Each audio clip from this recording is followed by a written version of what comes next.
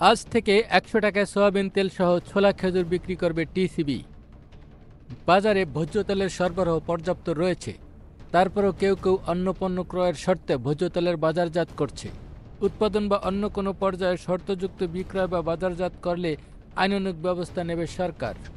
রোববার Bangladesh trade and tariff কমিশনে আসন্ন পবিত্র রমজানে ভোজ্য তেলের বাজারে সার্বিক সরবরাহ পরিস্থিতি নিয়ে এক বিশেষ সভায় এমন সিদ্ধান্ত নেওয়া হয়েছে।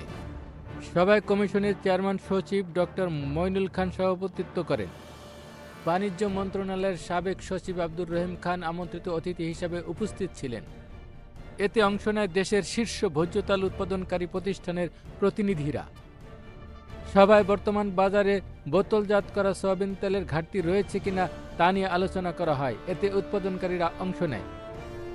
স্থানীয় বাজারে ভোজ্য তেলের কোনো ঘাটতি নেই, যা রয়েছে তা কৃত্রিম এবং প্রকৃত তথ্যের ঘাটতি থেকে সুস্পষ্ট। গত ২ মাসে ডিসেম্বর ২০২৪ থেকে জানুয়ারি ২০২৫ ভোজ্য তেলের আমদানি প্রায় ৩৫% বৃদ্ধি পেয়েছে। একই সঙ্গে এলসিও বেড়েছে অনুরূপ হারে। অন্যদিকে বিভিন্ন উপাত্ত থেকে দেখা যায় আন্তর্জাতিক বাজারে ভোজ্য তেলের মূল্য স্থিতিশীল রয়েছে।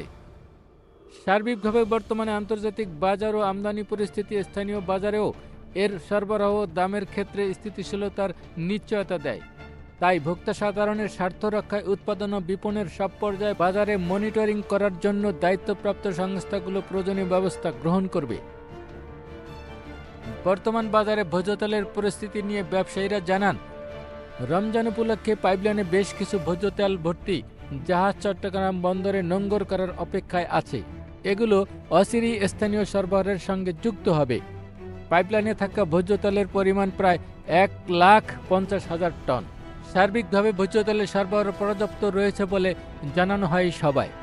মাঠ পর্যায়ে কেউ কেউ অতিরিক্ত মজুত করে থাকতে পারে, আবার কেউ কেউ অধিক লাভের আশায় বোতল কেটে খোলা তেলে পরিণত করে তা বিক্রি করতে পারে বলে উল্লেখ করেন ব্যবসায়ীরা। ডেস্ক রিপোর্ট, এই সময় টিভি, ঢাকা।